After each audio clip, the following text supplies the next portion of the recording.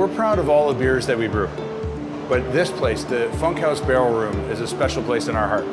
This is a place where we can bring all the beer that we brew, we can marry it with old world brewing techniques, barrel aging, mixed fermentation. This is where it all comes together, and this is what makes us special.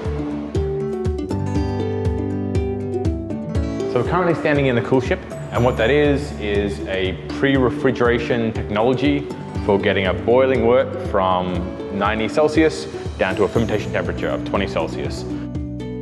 What we do is we expand the surface area of the liquid and then open up the windows to let the cool night air blow in and cool down our wort. But what it's also doing is inoculating our wort with the outside bacteria and yeast that's growing on the tender fruit and vines that are in the area. First thing we're going to do here is going to be a very traditional lambic style spontaneous fermentation that we'll put into a foeders, and then we'll brew the same again the next year and the year following, so that hopefully in 4 years' time we can blend together into what's called a Gers style, but made here in Twenty Valley. So we're expecting to use the cool ship for anywhere from a few weeks to a few months, depending on the weather. It's generally agreed that the fall is the best time when there's more fruit around, and if we can time out those cool nights with the harvest, then that's when we'll get the healthiest fermentations with the best cultures that should make the best beer. Hi, my name is Matthew Jacobs. I'm the wood cellarman here. I'm from California, born and raised in a wine family, worked extensively in the wine industry and in the beer industry. The wood cellar has been coming along really well. We have been swelling the foeders. Wood naturally loses water over time, it evaporates, so the wood shrinks. And then if you tried to put beer right in there, it would just go straight through like a sieve. So we have several processes of re-swelling the barrels, tightening the hoops. Part of being a wood cellarman is knowing how a barrel is made and being able to bring it back from a neglected state to being in its pristine shape. 2 of the foeders are actually full of beer already, and we're filling the 3rd one today. Next week we're filling 2 more. We'll just kind of keep this process going until all the foeders are full. We're basically at capacity already with barrels. They're all full and fermenting away, and some of the beers are actually ready to go. So we're pulling samples and building blends that we'll put together for the taproom opening. The floor was still muddy with construction boots when I walked in, and now we get to see it clean and operating well, and that's very satisfying. So our area, the Twenty Valley and the greater Niagara region, is so rich in history. History that was so important to Canada, whether it was the Loyalists in the Revolutionary War, whether it was the War of 1812. So for us to have that opportunity to actually name our foeders after the Loyalists, and not just the Loyalists, but the Mennonite settlers, it's a way of commemorating all the great rich history that we have in the region and celebrating that with the community.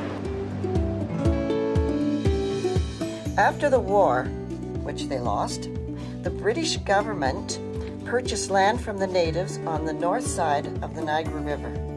This land was given as crown grants to the Loyalists. Lieutenant Colonel John Butler, he created the Butler's Rangers. The Butler's Rangers fled to the Canadian side of the Niagara River. Some Rangers began farming because food was needed for the families and to support Fort Niagara. James Henry, he was a private in the Butler's Rangers. The property where the Bench Brewing is situated was originally Crown Grant land given to James Henry. Joseph Brant, he was a Six Nations war chief. After the war, he led large numbers of families to settle along the Grand River. Harmona's House was another Butler's Ranger.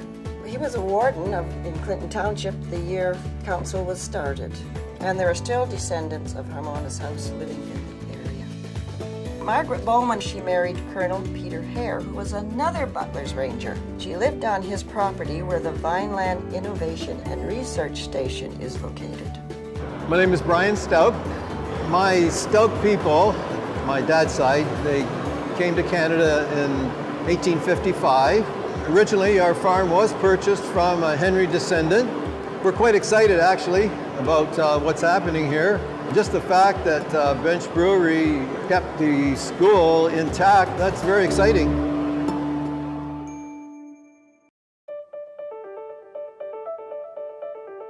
The very earliest Pennsylvania German Mennonite families who came to Niagara came in 1786. There was Jacob and Dillman Culp with 2 other families, but they were the very first to come in, and they settled all along Lake Ontario between Vineland and Beamsville.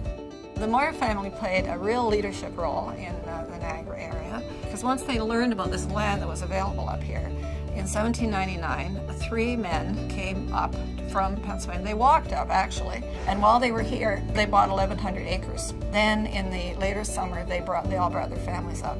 John Fretz was already in his 70s when he brought his family. He brought 28 members of his family into Niagara in the 1800 migration.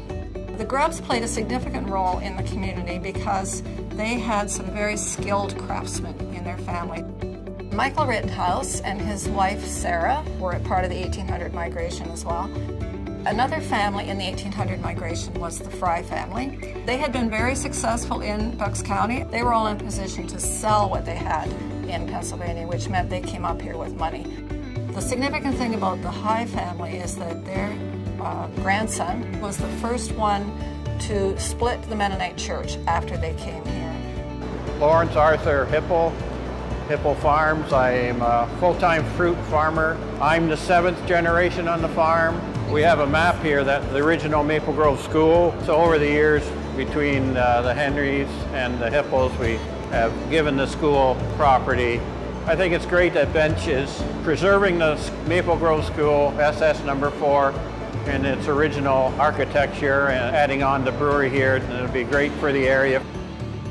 We're very fortunate with the neighbors that we have here. We have the Stouts here to the west, we have the Hipples to the east, that we're going to be working together with the Hipples to provide all of our tender fruit.